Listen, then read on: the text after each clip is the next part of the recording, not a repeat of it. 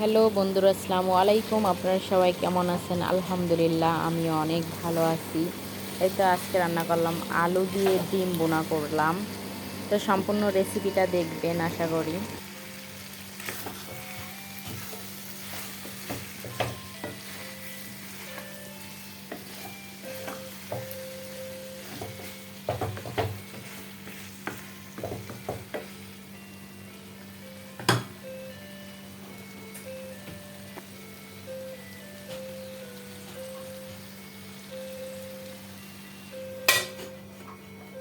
তো কার কার আলু দিয়ে ডিম বোনা ভালো লাগে অবশ্যই করবেন, জানাবেন।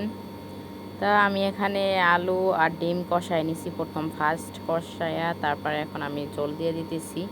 আমি একেবারে এই জলগুলো রাখবো না, মানে প্রথম ফার্স্ট যেভাবে আমি কষাইছি ওইভাবেই আমি করব। জলগুলো উঠাবো, জাস্ট সেদ্ধ হওয়ার জন্য আমি করছি দিছি।